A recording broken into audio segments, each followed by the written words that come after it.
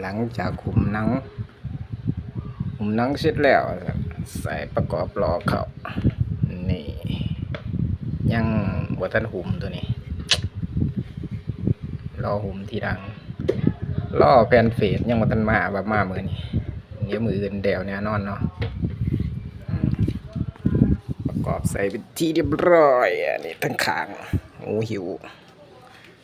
ทั้งดังเป็นนี่รุ่นนี้สิใส่หนังหนาเนาะนี่แบตเตอรี่ก็ประกอบเรียบร้อยแล้วนี่รอหุ่มอยู่ประสัต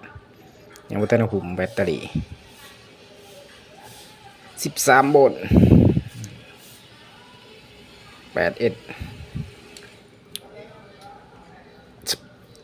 เซฟเป็นทีเรียบร้อยรอแต่แฟนเพจประกอบแอมเขาเนาะนี่แอมเขาที่แดกว่าสิใส่คาราโอเกะ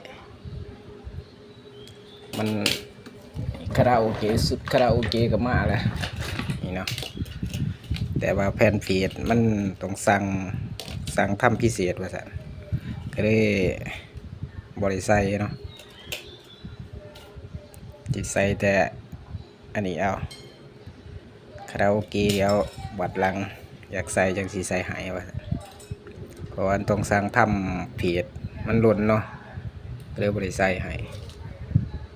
อัปเดตให้เบิ่งเป็นอีกเทื่อตอนแล้ว